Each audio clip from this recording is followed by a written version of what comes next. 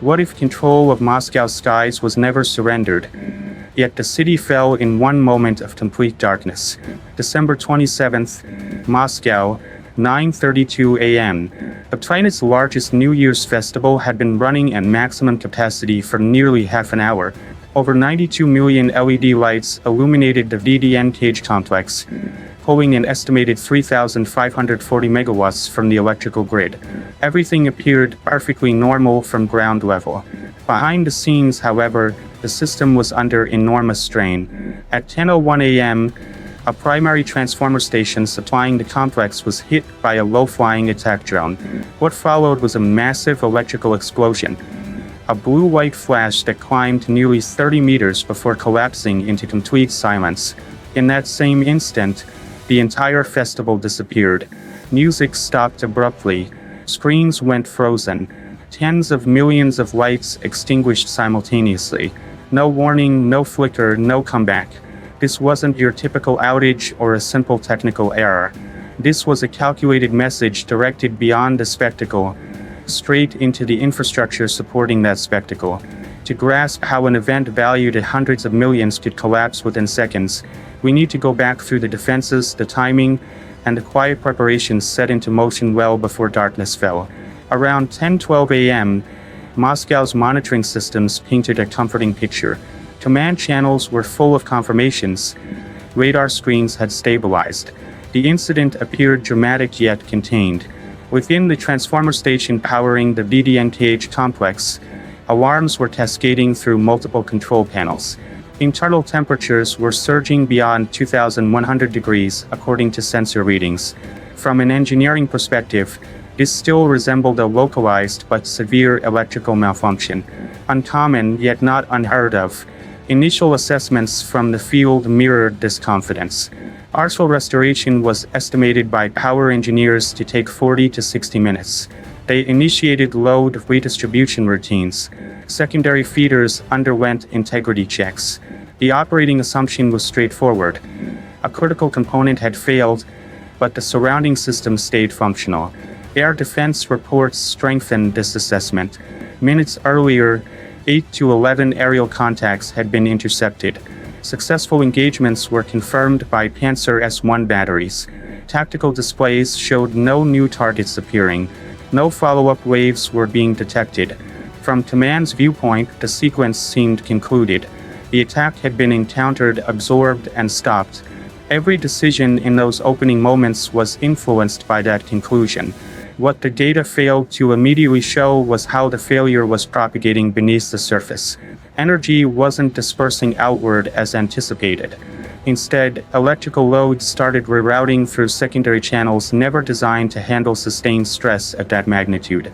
Protective systems were responding, but individually rather than in coordination.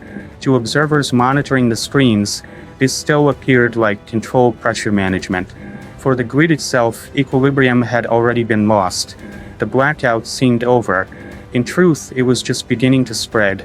The sky looks calm. In the moments preceding the blackout, Moscow's air defenses thought they were performing precisely as designed. Radar feeds indicated order was being restored. Tracks would appear, get classified, then vanish again. From command's vantage point, the situation was stabilizing. At 9:58 a.m., low-altitude radar arrays positioned along the city's outer edges started picking up irregular returns between 55 and 85 meters. Movement was slow, inconsistent, frequently slipping beyond detection range. Nothing matched the signatures of conventional aircraft or missile systems. Operators categorized them as low-priority clutter, urban reflections, interference from cranes and power lines, perhaps birds. Then came the engagement orders. Panzer S-1 batteries rotated into position, locked on, and launched. Interceptors detonated cleanly in midair. Debris scattered harmlessly across unoccupied industrial areas. Within minutes, 9 to 13 aerial objects had been eliminated from the screens. Every interception received logging, confirmation, and acknowledgement. Ammunition usage was climbing, but so was confidence, even faster. By 9:59 a.m., the displays appeared reassuring. No ballistic profiles, no dense swarms, no sustained vectors of approach. To the defending forces, it seemed a probing attack had been detected and neutralized early. This is the point where our perception started separating from actual reality. What radar systems couldn't clearly distinguish was purpose.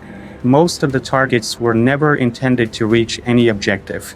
Lightweight decoys, some under 25 kilograms, were performing their role flawlessly. Each decoy forced a response. Each response consumed time, heat, and operational readiness. Each successful interception carried a price that quietly exceeded the value of what was destroyed. Autocannons entered the engagement. Brief bursts illuminated the sky. Barrel temperatures approached operational thresholds. Reload teams were in motion, but the tempo was already changing. Let me pose this question. If you were observing those displays, watching threat after threat vanish, would you conclude the danger had ended? Because while Moscow's attention remained skyward, the most dangerous altitude band stayed almost entirely absent from the displays. And that absence wasn't coincidental. The attack wasn't intensifying, it was repositioning. By 10:03 a.m., Moscow's sky appeared quieter than it had been minutes before. Screen tracks had decreased in number. Intercept indicators had stopped their flashing. From the command centers, it felt like the peak had passed. It had not. Beneath the radar horizon, between rooftops, along frozen riverbanks, beneath power lines, existed a layer the defenses could barely perceive. Between 35 and 60 meters above ground, the city itself created detection blur. Structure interference, fatigue noise, and reflections reduced sensor confidence by over half. At 10:04 a.m. in Heewon, the subsequent phase initiated. 6 Wasp drones detached from a distant platform approximately 12 kilometers away. They didn't gain altitude. They descended low and accelerated, exceeding 190 kilometers per hour, merging into the city's geometry. Jamming arrived quickly. The air became flooded with wideband interference. Within seconds, one drone veered off course and impacted an empty building. Another lost control and disappeared into a frozen canal. From an external view, defensive adaptation seemed apparent, but the remaining drones showed no reaction. Below the radar line, they had stopped listening. Their navigation operated internally, comparing live sensor data against preloaded urban models. Street spacing, thermal contrast, road curves, adjusting their trajectories meter by meter. They flew where the city provided maximum concealment. Altitude would shift abruptly, sometimes just a few meters. Speed would change in quick bursts, blending with background motion. To most monitoring systems, they didn't register as targets. They registered as noise. By 10:06 a.m., one drone suddenly gained altitude, breaking formation. Its thermal signature blazed high above the clutter. Sensors locked onto it almost immediately. Tracking engaged nearly instantly. Beneath that climb, 2 others maintained forward movement. The route became straight. Corrections ceased. The approach was no longer adaptive. It was final. By the time the screens started reflecting actual events, intervention space had vanished. The quiet zone beneath the city had already carried the attack into its concluding seconds.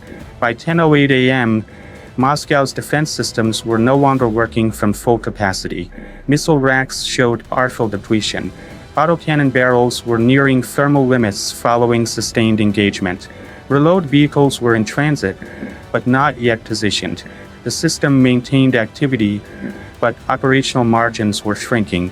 That's when the distraction yielded results. The drone that had climbed earlier kept ascending, passing 150 meters, its thermal signature brilliant against the cold atmosphere. All available sensors turned toward it. Classification criteria were met within seconds. TORM-2 unit held in reserve near the inner defensive ring got the engagement directive. 2 missiles fired in quick succession. The drone was never meant to survive. It exploded in midair, dispersing fragments over an empty service area. On the displays, it appeared conclusive, a clean elimination, a neutralized threat. For command teams, it felt like control returning, purchased exactly 10 to 12 seconds. Below that detonation, the final drone stayed low, barely 40 to 45 meters above the surface. They pushed through smoke, electronic noise, and tracer fire, exceeding 210 kilometers per hour. Their systems had stopped searching for operator signals. Navigation was internal, matching real-time input against a stored urban model accurate to within a meter. One drone sustained fire through its power housing. A hit ignited the battery, transforming it into a mobile flare. Its path held long enough to crash into a secondary fuel tank near the substation's perimeter. The resulting explosion expanded wide and bright, obscuring the approach vector in debris and heat. Behind it, the final drone emerged unharmed. Battery reserves fell below 5%. One motor shook violently from a near miss. None of it changed the trajectory. Its sensors fixed onto a single convergence point where high-voltage components, steel housing, and oil lines met. A target no larger than a vehicle, but critically important beyond measure. At 10:12 a.m., the drone executed a terminal dive. This was no longer about reaction speed. It was a calculation reaching completion, measured not in minutes, but in the final seconds preceding impact. The second that mattered. At 10:12 a.m., the damage transitioned from localized to systemic. Within the power network, the failure propagated faster than any human intervention could track. High-voltage protection relays tripped throughout connected sectors in quick succession, some within 300 milliseconds of one another. Lines never engineered to handle redistributed load suddenly carried stress levels reaching 130 to 150% of rated capacity. The grid executed its programming. It sacrificed portions of itself for survival. By 10:13 a.m., substations several kilometers distant from the impact location started isolating automatically. Control software recalculated load maps every few seconds, but computations couldn't match the collapse velocity. What should have been an orderly shutdown fragmented into cascading lockouts, each triggering the next. Engineers observed voltage dropping unevenly throughout districts. Some zones went dark immediately, others flickered once, just enough to suggest recovery, before going completely dark. Citywide power demand dropped by tens of megawatts in under 60 seconds, not from reduced consumption, but from eliminated supply pathways. Backup systems tried to activate. Multiple generators spun up, achieved synchronization, then aborted as secondary faults emerged in feeder lines. Safety protocols superseded restoration efforts to prevent permanent damage. Every automated safeguard functioned as designed, yet the outage kept expanding. By 10:16 a.m., it became evident this was no longer a blackout reversible through switching commands. T nodes had been electrically isolated, requiring physical inspection. Recovery projections shifted repeatedly, from under an hour to multiple hours to timelines nobody wanted to verbalize. What transpired wasn't chaos, but exhaustion. The grid wasn't overwhelmed through force. It was cornered by sequence. Each response diminished its options until only shutdown remained. The strike itself had consumed seconds. The system's response would extend far longer. And within that expanding silence, one truth became inescapable. The most critical damage was no longer arriving from above. Darkness teaches a lesson.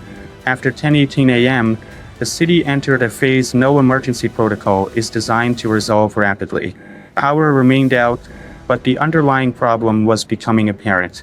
The system hadn't failed cleanly. It had defended itself into immobility. At DDNKH, technicians moved between consoles, awaiting confirmation that staged restoration could commence. Standard procedures anticipated partial recovery within 90 minutes under typical conditions. By late morning, those timelines were quietly discarded. Internal diagnostics revealed that numerous high-voltage components had endured stress far exceeding tolerance levels. Relay damage, internal deformation, and insulation degradation couldn't be confirmed remotely. Physical inspection was essential and time-consuming. By midday, grid operators verified that over 20 interconnected substations had automatically locked themselves out. Each lockout represented a defensive measure intended to prevent catastrophic equipment failure. Collectively, they created a barrier no software command could breach. Automated recovery systems stayed suspended, waiting for confirmations that simply couldn't arrive quickly. Air defense units completed their reports during the same period. Engagement timelines were narrow. Interception rates were substantial. From a tactical checklist perspective, the response appeared effective and disciplined. Yet the outcome revealed a different imbalance. Millions of dollars in interceptors and readiness had been expended countering systems costing a fraction of those amounts, while decisive damage occurred elsewhere. The most disturbing realization arrived quietly. The city hadn't been overpowered. It had been redirected. Every reaction had been foreseen. Every response calculated. The defenses didn't fail. They performed exactly as engineered. And that engineering had been turned against them.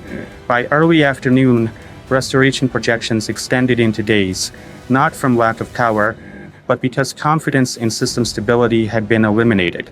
No engineer was prepared to re-energize a system whose internal state couldn't be verified. What Moscow lost wasn't merely electricity.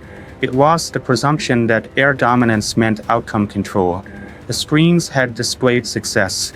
The city beneath them told another story, one where understanding, timing, and precision mattered more than superiority. When power ultimately returns, it won't erase what darkness reveals. What occurred that morning in Moscow transcended a simple blackout. It was a lesson composed in precision and timing. No massive barrage, no endless waves, just a limited number of low-cost systems deployed at precisely the moment a complex network was most vulnerable to stress. The lights at BDN Cage didn't fail from absent defenses. They failed because modern warfare no longer rewards pure force alone. It rewards infrastructure understanding, perception management, understanding how confidence can be constructed and then quietly dismantled. This is warfare's current reality, where expectations, grids, and cities become battlefield components, and where the most decisive actions frequently occur far beneath the headlines. So here's your question. If you were designing the next operation, would you target the defenses everyone observes, or the systems everyone assumes are secure? Share your perspective in the comments.